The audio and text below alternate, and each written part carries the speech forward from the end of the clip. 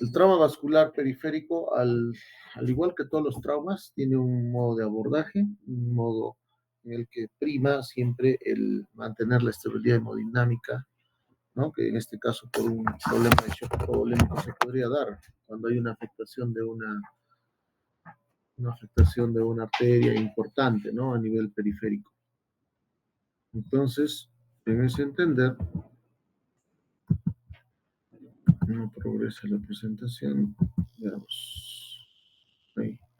¿Está pasando la presentación? Sí, ¿no?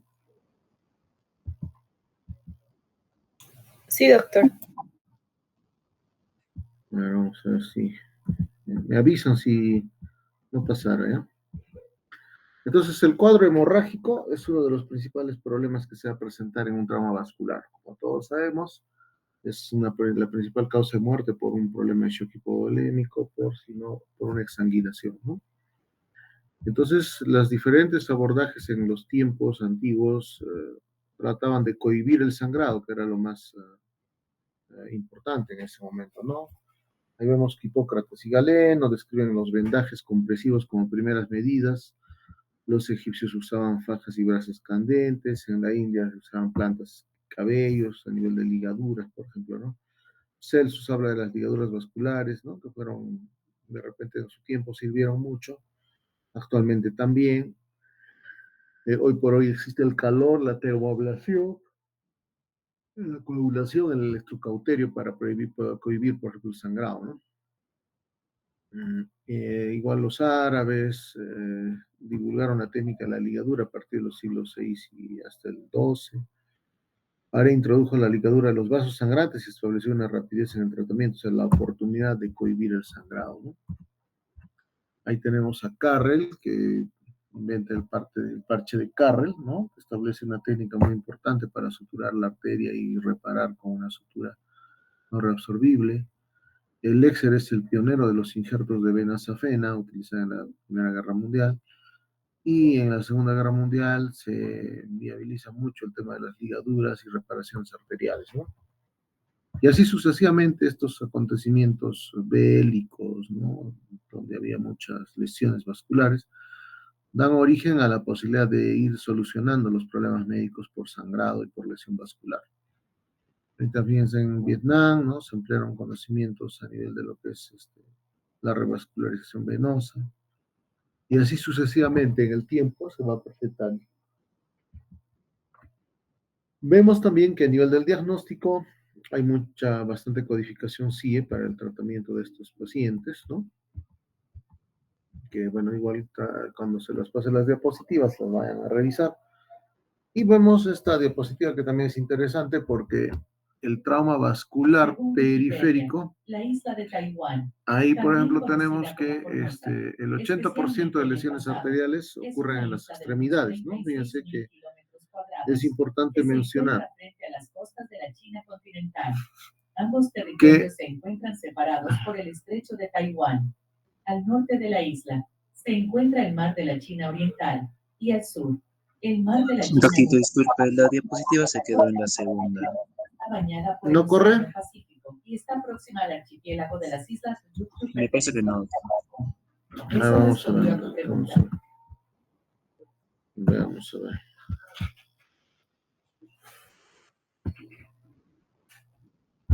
Ahora corre, a ver, ¿me avisas?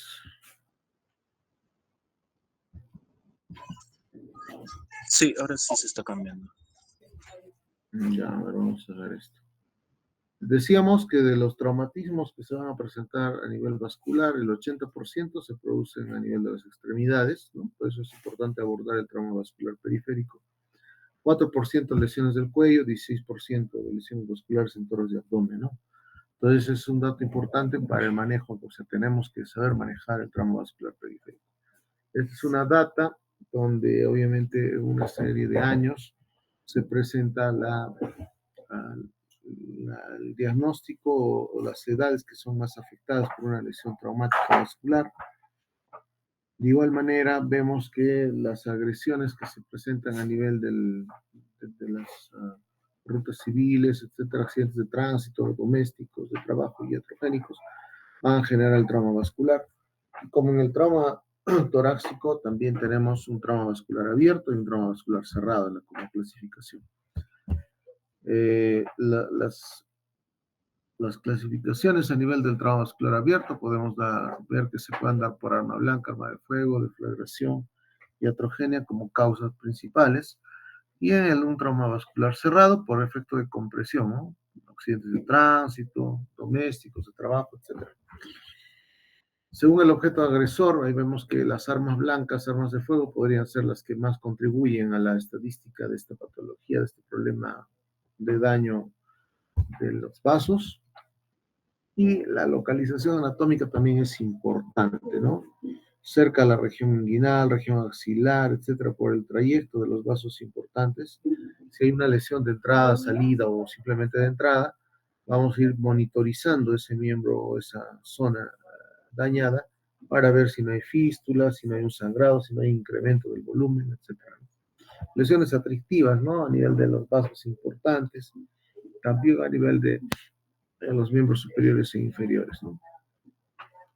Vemos también que como tipos de laceración o de lesión arterial se van a presentar diferentes tipos. Está la laceración, la sección transversal, que es una de las más frecuentes, las fístulas arteriovenosas que van a continuación, los espasmos, contusiones, pseudoaneurismas, los aneurismas y las fístulas arteriovenosas como una secuela del trauma vascular.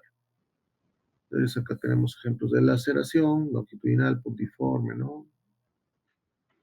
De atractiva, sección transversal, que hay una lesión total del vaso.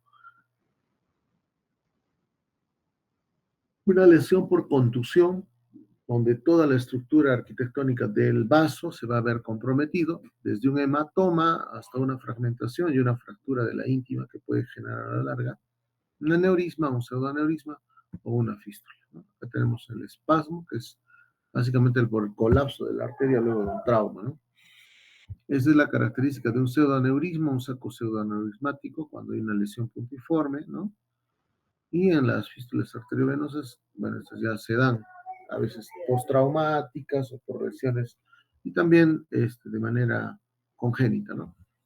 Entonces, a nivel de lo que es el traumatismo, pues, hay que prever que si no vayamos a presentar posteriormente un pseudoaneurisma o una fístula arteriovenosa. Acá tenemos la comunicación que hay entre el pseudoaneurisma, las fístulas, que se puedan presentar en la lesión de los miembros superiores o inferiores, ¿no? Acá, por ejemplo, por un orificio de ingreso y de salida se presenta un pseudoaneurisma de arteria poplitea, y eso es lo que tenemos que ir evaluando. También la compresión extrínseca es importante, que ocurre un colapso o una lesión por compresión. Esta diapositiva es importante porque nos ayuda a ver cuáles son las características de las lesiones vasculares, ¿no? En este caso, por ejemplo, una laceración. En una laceración vamos a ver el pulso disminuido, va a haber una zona de hematoma, hemorragia externa o interna por la zona de la laceración. En una sección transversal, por supuesto, clínicamente habrá ausencia de pulsos distales, isquemia, porque ya no hay flujo sanguíneo, ¿no? Con una laceración sí todavía hay flujo en distal y en proximal. En una contusión vascular, al inicio puede darse un examen normal clínicamente, pero luego ausencia de pulsos, ¿no? Un colapso de la arteria. Saber diferenciar entre el pseudoaneurisma y la fístula es importante también. El pseudoaneurisma, cuando uno evalúa una lesión pseudoaneurismática, al inicio del examen puede ser normal, luego después de varias horas se presentan, por ejemplo, presencia de frémito o soplo en un tiempo. Al inicio normal y luego de varias semanas o meses, frémito o soplo en un tiempo en la zona lesionada. Y la fístula es al revés, ¿no? En este caso de la fístula, igual que la anterior, pero tenemos que esta presencia del soplo se va a dar en dos tiempos, ¿no? Al inicio igual puede ser normal y luego de varias horas y semanas se va a presentar un soplo en dos tiempos. Eso también es importante. La diferencia entre el pseudoaneurisma y la fístula básicamente es en el interín, el desarrollo de la lesión, la presencia de uno o dos soplos, ¿no? En la compresión intrínseca vamos a tener presencia de pulsos disminuidos, que después del alineamiento de la fractura, por ejemplo, se normaliza el pulso. Ese es el cuadro clínico que podríamos tenerlo en cuenta como para cuando uno diga existe una alta probabilidad de operar a ese paciente o una baja probabilidad. Cuando hay alta probabilidad, hay una hemorragia persistente, hay el hematoma que va aumentando, se expande y va haciendo pulsátil. También puede haber una ausencia del pulso o disminución abrupta, el fremitotril, el soplo, la isquemia, palidez o cianosis, disminución de la temperatura. Quiere decir que ha habido una discontinuidad del flujo arterial y eso nos va a alarmar y pensar en un Doppler vascular, hacer una angiotomografía y de acuerdo a eso decidimos algún tratamiento adicional, ¿no? Muy bien, a ver, un minutito.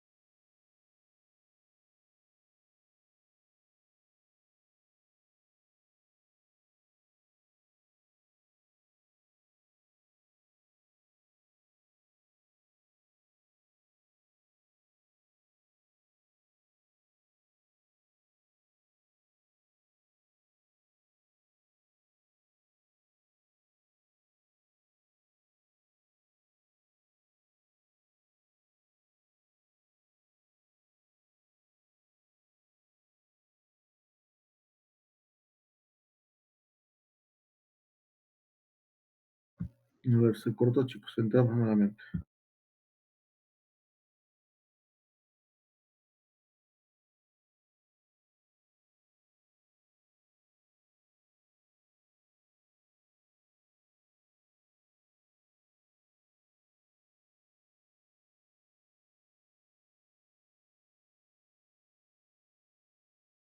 ¿Se logra visualizar? Sí, doctor. Ya, continuamos entonces.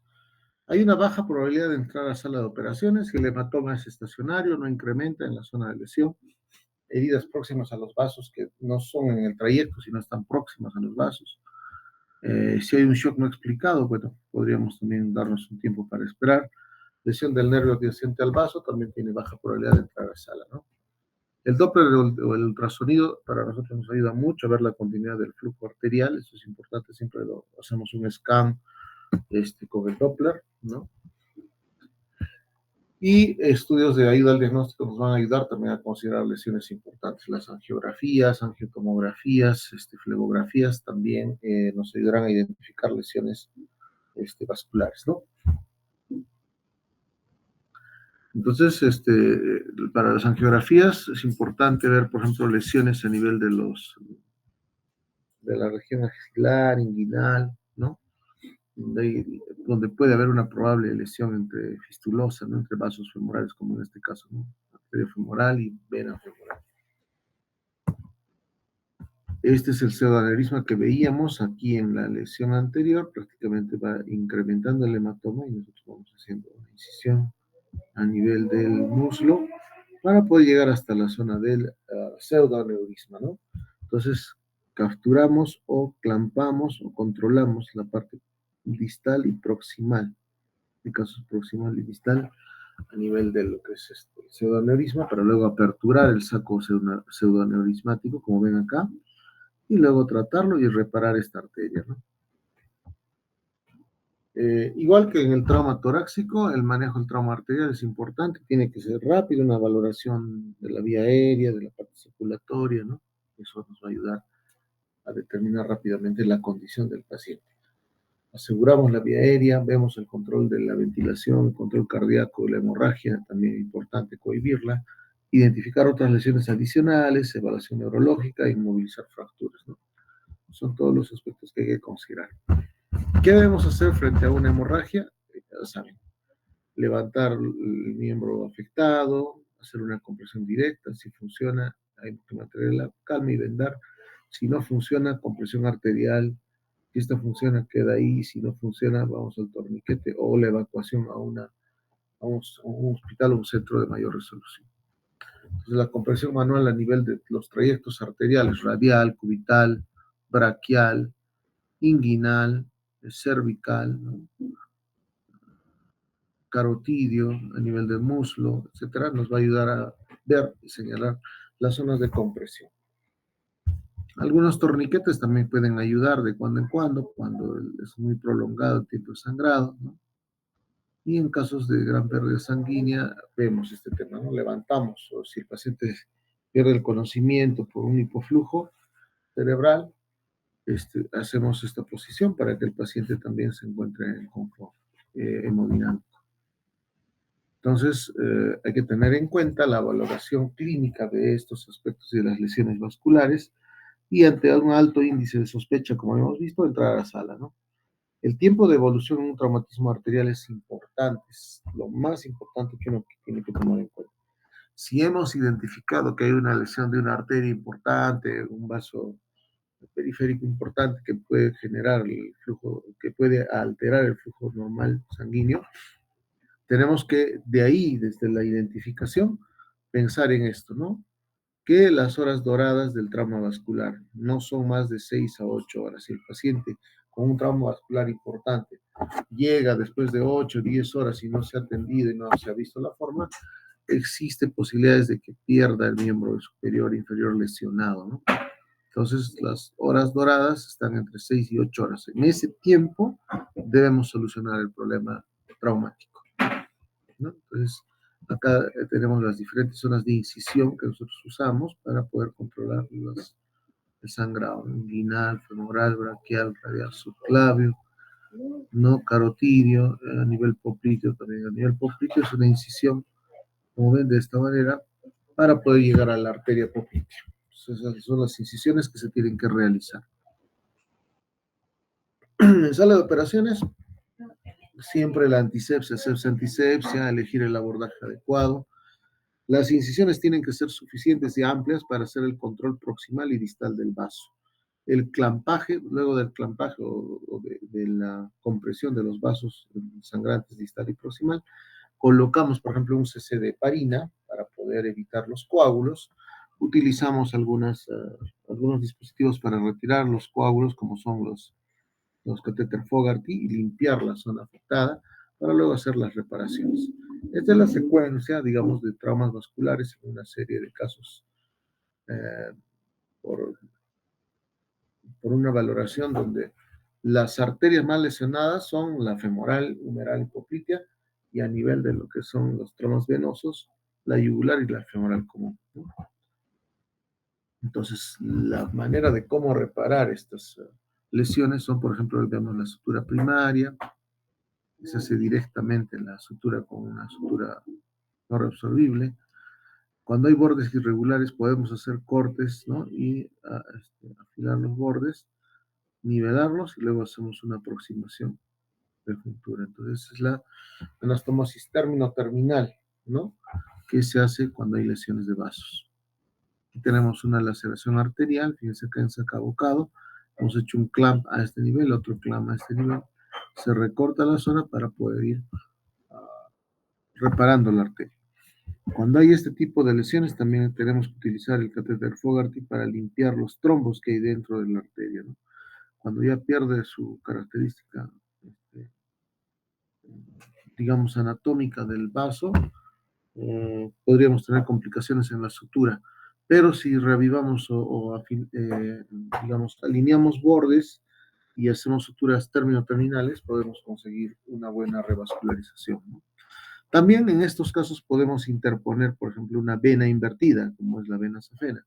Aquí tenemos un vaso a nivel de la femoral superficial que ha sido seccionado. Fíjense acá, no tiene cómo llegar, entonces usamos una vena, ¿no? Así de esta forma.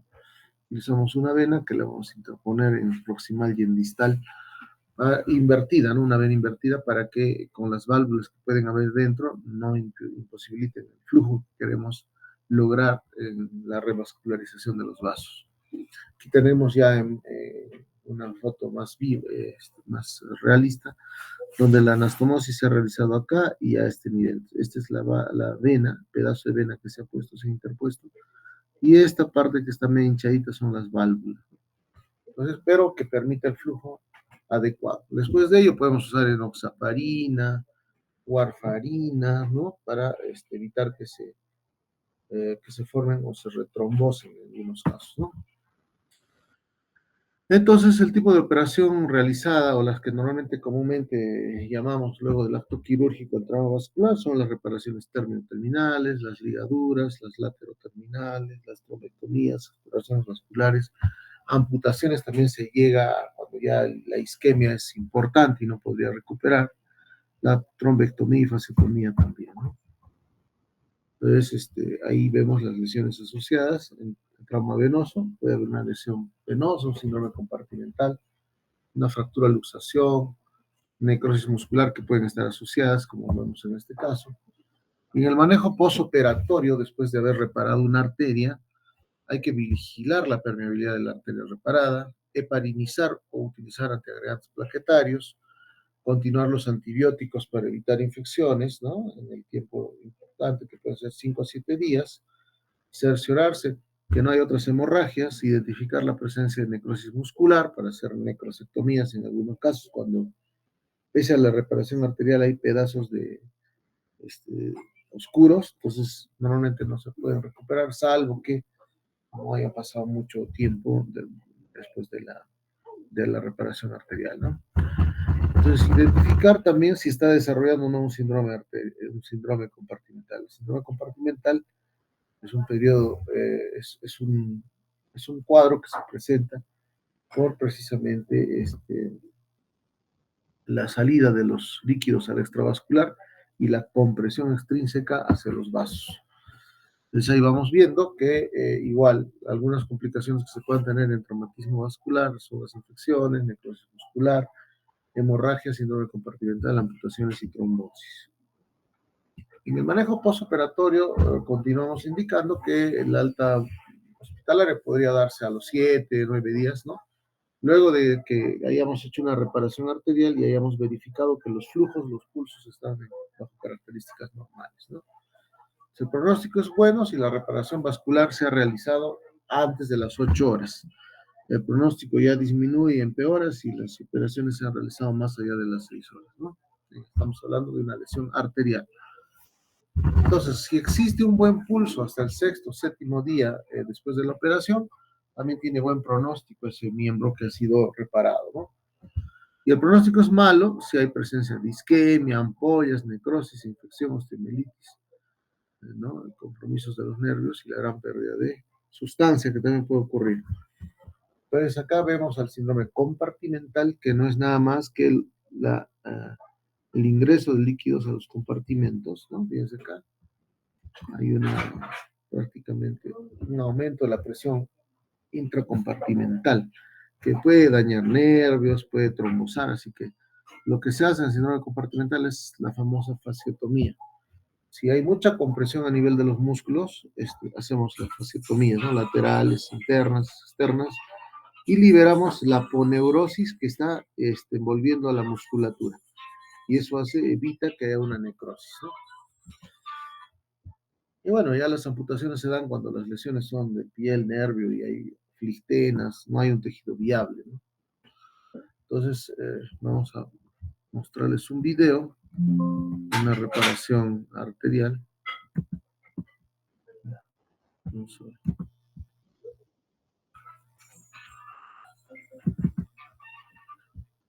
Veamos un ratito.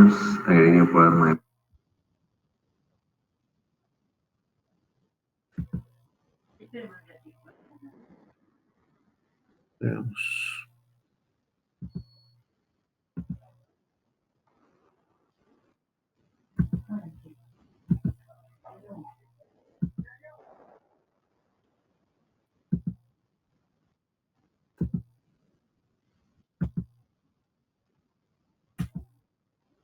¿Se logra ver?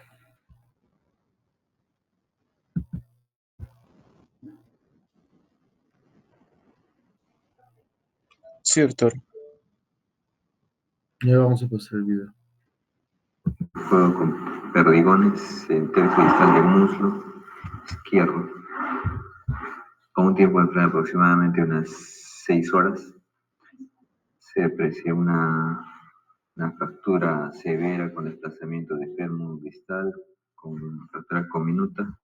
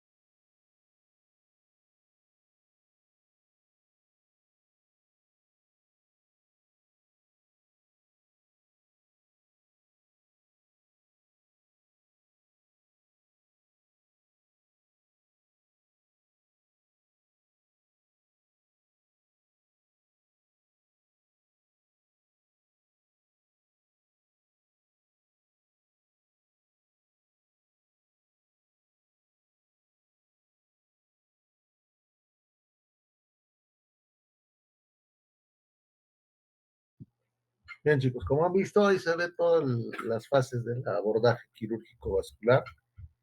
Primeramente son incisiones amplias que se tienen que hacer, pese a que las lesiones también ya a veces son extensas. Se hace un abordaje por toda la zona, desde la piel, tejido celular subcutáneo, por neurosis. A veces se tiene que desinsertar, al menos en la arteria poplítea, a veces la pata de ganso, ¿no? Y llegar hasta la zona vascular. Una vez que se llega a la zona vascular, se diseca proximal y distalmente los vasos lesionados. Como han visto en la parte del video, lo que se hace es controlar la parte proximal y distal, liberar. Si la zona es o llegan, digamos, los cabos, tanto proximal y distal, podríamos hacer una sutura directa. Pero en este caso, cuando hay una lesión totalmente avulsiva que lesiona una parte de la arteria y no da entre cabo y cabo, se retira la vena safena, en este caso, y se logra recién hacer la reparación. Término terminal con interposición de vena safena invertida, ¿no? Es un trabajo largo, a veces son horas de cirugía en las que se tiene que reparar tanto la arteria y la vena, y además hay que retirar la vena safena para poder hacer una interposición. Luego de ello, la idea es que se anticoagula. Antes de hacer el clampaje y las suturas, este paciente tiene que recibir por lo menos un cc de heparina endovenosa para evitar trombos, ¿no? Y por otro lado, lo que se hace es, si vemos que no hay flujo de la zona donde hemos abordado, tenemos que pasar ese catéter que ustedes han visto que ha pasado por dentro de la arteria, un catéter Fogarty, para limpiar los coágulos. Una vez haciendo la trombectomía, podemos hacer las reparaciones vasculares, en este caso, tanto de la arteria y de la vena, ¿no? Y han visto que a veces no necesariamente guarda la configuración anatómica, pero lo importante es que haya flujo. Y ese flujo va a finalmente evaluarse con los pulsos distales, ¿no? Y habíamos visto uno de los criterios para el alta de un paciente luego de una cirugía vascular es que tenga por lo menos un buen latido o adecuado latido en los pulsos distales hasta luego de 7 días después de la operación. El paciente estará también con anticoagulación, enoxaparina, podría ir inclusive a la casa con algunas enoxaparinas de baja peso molecular vía oral o en algunos casos antiagregantes plaquetarios, ¿no? Como la aspirina. Pero eso se va evaluando entre los días posteriores a la cirugía. Acuérdense que el pronóstico no es bueno cuando la operación de un trauma vascular está después de las 8 o 10 horas. En cambio, una reparación vascular antes de las 8 o 10 horas puede tener un éxito adecuado. Por eso que cuando está en una zona alejada y vean un trauma de este tipo, donde no hay flujo en partes distales de la pierna o de los brazos, inmediatamente deriven al paciente si es que no tienen, digamos, posibilidades de atender o de reparar alguna arteria, ¿no? Y obviamente vamos a hacerle un gran favor al paciente, porque si esperamos al día siguiente que la familia eh, vea de que si consiguen o no un traslado, etcétera, ¿no? Inmediatamente es importante el traslado de los pacientes con trauma vascular. Por supuesto, cohibir el sangrado en el caso que sea necesario y hay mucho sangrado. Ustedes pueden colocar puntos finalmente transfixiantes en las venas y arterias, paran el sangrado, comprimen, vendan, inmediatamente lo refieren. Esa es la idea, ¿no? Muy bien, no sé si hasta acá habría alguna pregunta sobre trauma vascular. La siguiente semana vamos a hacer presencial para que también tengamos y no haya observaciones, les decía, pero en algunos casos sí se puede hacer virtual. De los jóvenes que han venido a las prácticas, ya vayan avanzando también sus casos, porque nos tienen que ir presentando, y cuando ya esté el tema de la presentación, ahí también nosotros les vamos a compartir algunos videos que se hacen con los tratamientos quirúrgicos toracoscópicos, ¿no? Hoy podemos ver cómo se visualizan los vasos arteriales, venosos, los bronquios a nivel de lo que es la parte mediastinal, la parte de la inserción de los pulmones, ¿no? Entonces, eso lo vamos a ir también pasando en los en los casos que nos vayan presentando. Es importante que en los casos que presenten también nos hagan un análisis de las guías de práctica clínica que están evaluando.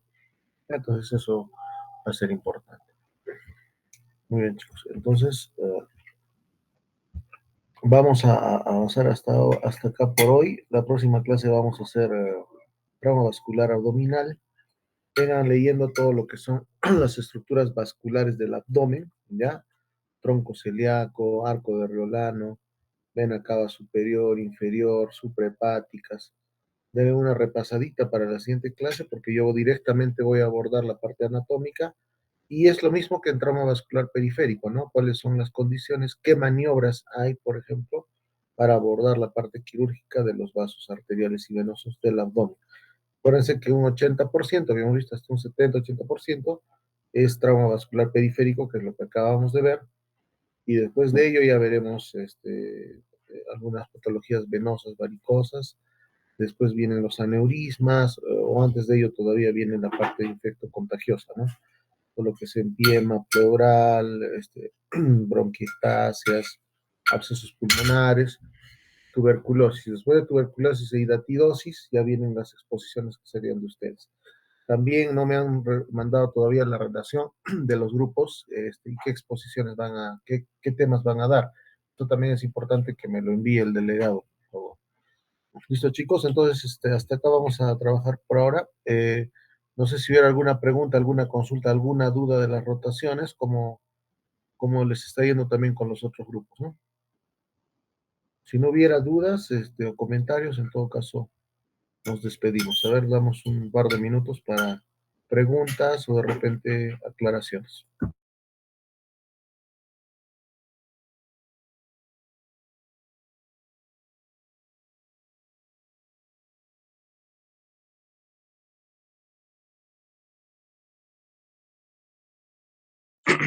Doctor, buenas tardes.